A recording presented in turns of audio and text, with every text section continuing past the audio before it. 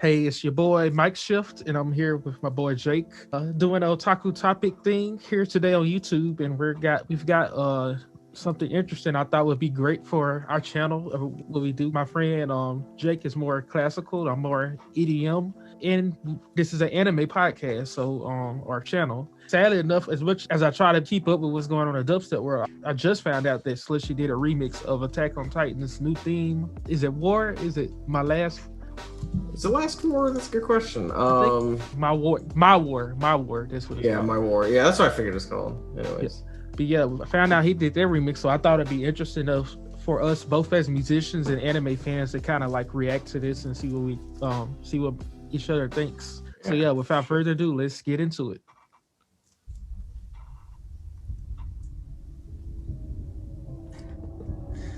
Okay. Nice. Okay, I like that.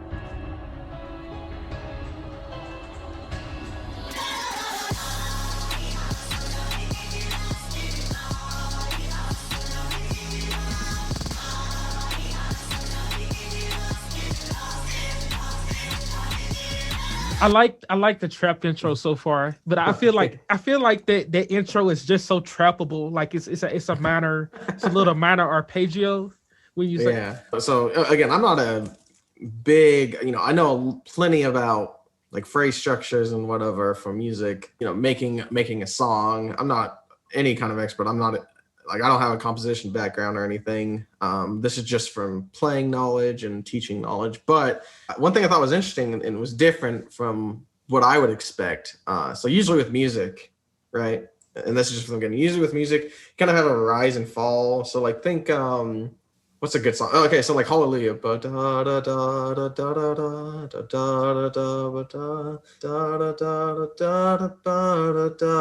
that was butchered, but good point. So you get the rise of the Hallelujah. Again, not the right notes, don't have perfect pitch. And then as soon as it goes to the Hallelujah, Hallelujah, Hallelujah, it just keeps going down. So you have that good path of rise and fall, which I think is important for music because you want the peak. And then you want the rise to that peak and fall, right, so that you get the proper thing. Now, what I found interesting with here is like you had the opening. It kind of did something that I didn't expect, but I thought really fit the genre. So again, it was more tamed for the like Hallelujah, but for this one, it was like it kind of had the intro drop, and then bam, like hits you and goes way up with the I guess you said the trap. And I thought that was really good. I actually liked that. Usually I would hate stuff like that in more conventional, I don't like the word, but you get the point. Yeah. More music what I'm used to. But I feel like with the different take and the different style, I thought that was super interesting and cool. So anyway, that's that's what I found interesting about the opening. Yeah, I really appreciate kind of like hearing your like perspective because there's so much I take for granted as far as like what I'm used to.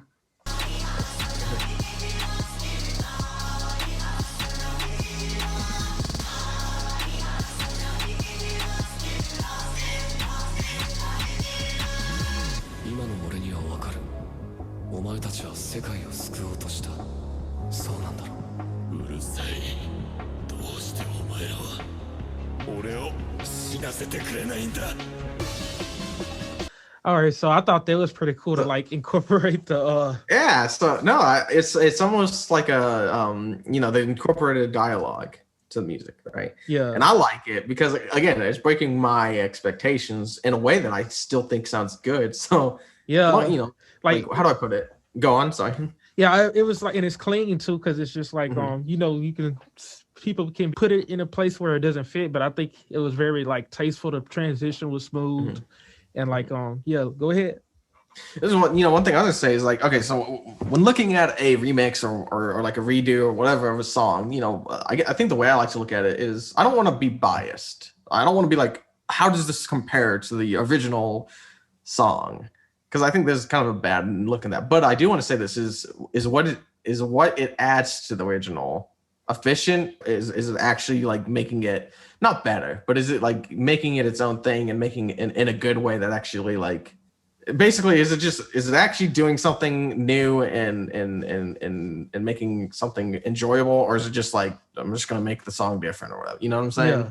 So one thing I like about that. It's okay. So I had like you had that, you kind of have that dead space to give the song some traction as it gets ready for the next section. And I think that dialogue right there really kind of gave it some more like poetic structure. And I don't know exactly what they're saying, but I feel like we need subtitles. Yeah, right. I feel like I don't know if he took that into account when he made it, but depending on what they're saying too, that could give it a lot of poetic structure too. Yeah, I liked it. I thought that was pretty cool. It fit with the music too, so I thought that was cool. I thought that was something added to the music that didn't take anything away and gave it a fresh new idea. Again, I don't like to use the word better because I don't think that's a good way to look at it. Anyways. Right.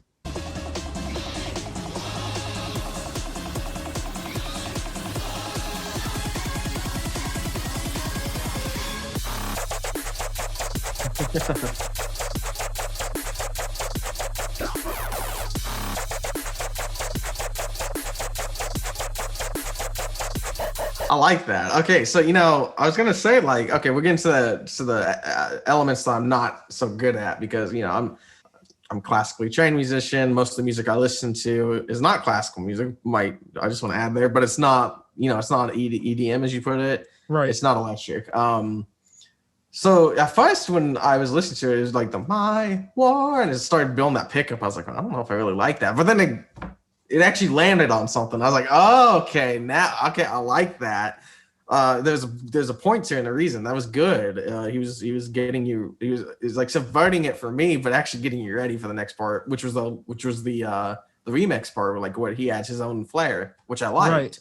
And then I thought it was like right there at the end when it jumps into the next part and like transition. Like I don't like probably listen to it a few more times to give a better analysis, but I like that. Like again, I think he's smoothly transitioning from one section to another, and I like that a lot.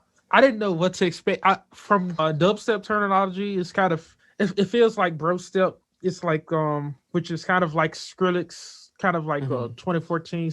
I don't know if you heard of Zumbor either, but it's not quite rhythm.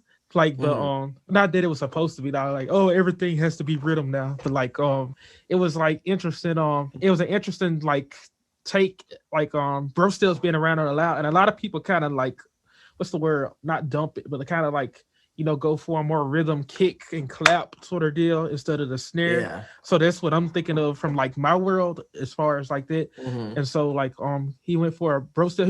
That's what he usually does. It's like the snare stuff anyway. But I'm just not surprised, but I'm just I didn't know whether or not he was gonna what he was gonna go for. And the sound design was pretty interesting. It was solid.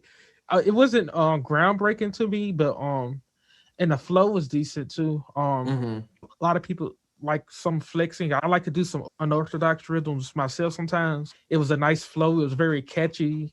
That's one thing I've been noticing, like, oh, you can do all these cool beats and stuff, but can you actually make the flow catchy, or can you kind of dial it down a notch? That's what I've been focusing on with my music. But when you give yourself limitations, it makes you more creative, right? And I think it really helps. For example, like one thing I say I like all music, and I think all music is good, quote unquote. There's some exceptions. I think as long as the music was created with a good intent and purpose, I'm not even saying like a good, like, oh, I'm gonna make this song to save babies. Like I'm not saying that, like, it was made with like love and like to actually be something that is enjoyable to both the artist and to the people that they're composing it for. For example, I'm not the kind of guy that likes the song WAP. But I can't hate the song because there's a time and place for it.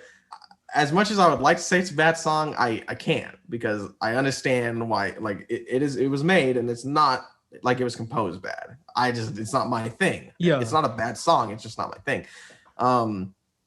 That being said, I think there are a few songs for me that I can kind of say, like, there's some bad things. For example, I'm not a big fan of most atonal. There are some good atonal, but for those that don't know, atonal, basically what that means is it's a song that doesn't follow the traditional chord structure. So basically, if I'm making a song, I usually start off in a key, let's say C major. So it's like da da da da da da da. Those are the only notes I can technically use. That's not true, but you get the idea. Right. Now, if I make it atonal, I can use every note on the piano basically, and not worry about it. Now, I'm not a big fan of that kind of music. I understand why it's good. I understand what it did for music and blah blah. I'm just not a big fan of it because to me, it's like I feel like foreign. I feel like it's a little too foreign without actually really adding anything. Like, it's like I sit there and I'm like, I think it's almost created just to be created, if that makes any sense. So I guess long story short, I feel like music that's soulless is the only kind of music I consider bad. I forgot why I was talking about this, but you get the point. Yeah, you feel like he actually like cares about what he was putting down. Yes, I feel like there's thought and like creative, and I feel like he made this song in like with enjoyment. Like he I think I can tell he's a fan, and I can tell he like this wasn't just put together thoughtlessly, if that makes any sense. Yeah, it was like I was just gonna put this dubstep song I had already, and I'm gonna just like put it together with this anime or whatever. Even though that's not bad, but it was just like it's very this is very cohesive the way he put it together. I think 10 years from now, I'm probably gonna regret that I said I don't like atonal music, because I'm probably gonna find something that made me change my mind. And or one of my teachers, I highly doubt this, but if a teacher of mine ever finds out I said that, they'll probably not like me.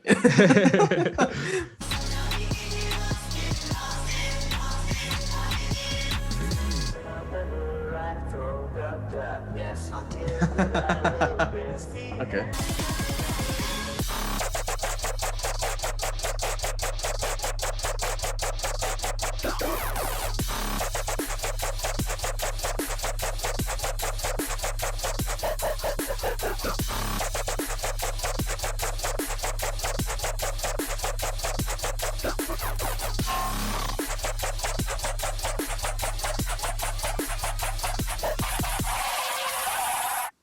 I'm not sure I like that ending, but ignoring that, I thought that was good. I mean, I don't know if I have too much more to say. I think it just kind of followed most of what I was already saying. Yeah, I guess my only comment is it ends abruptly, which isn't necessarily a bad thing, but I don't know. I guess as a classical musician, if I don't get my cadence down to my final, tonic chord, it's like, okay, well, I kind of feel unsatisfied. But that's probably just me being classically trained and expecting that, if that makes any sense. I think I guess that for me would be some sort of like something that had a tail. Like I feel like it was the last note was like this. I feel like he could have like added like something like added some reverb or something like this. That being said, it could be a good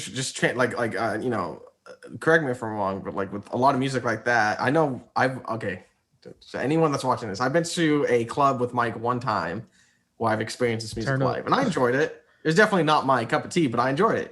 I think experiencing new things is good. I know a lot of the songs in there, from what I remembered, kind of have that ending because you're transitioning right into a new song usually.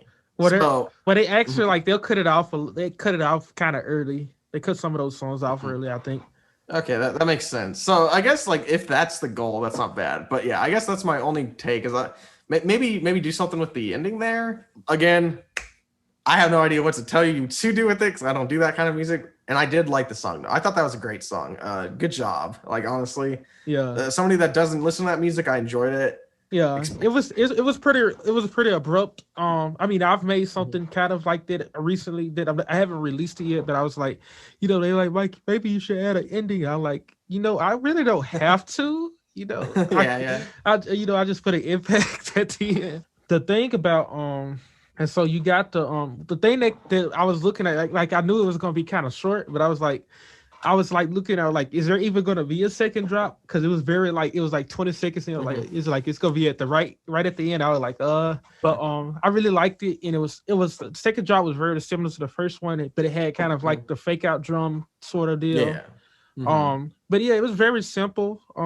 I think that's what he wanted. It was just something that was, because it's like, I think it's just a good homage tribute. You know what I mean? Yeah, I really respect what he did there, and I'm not gonna crucify him for the ending.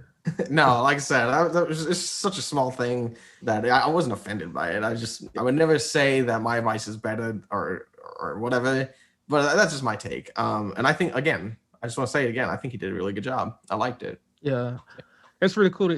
I appreciate it, man. It was really cool to get your perspective since you, like you say, it's not your expertise area, but you still have like an angle to bring, and I really appreciate that. And I hope y'all enjoyed this video, and leave a leave a like button, leave press the like button if you enjoyed this. Please subscribe, and for more content like this, and and have one a day good I'll day. actually do a good cover of Hallelujah and not embarrass myself. Y'all have a good one.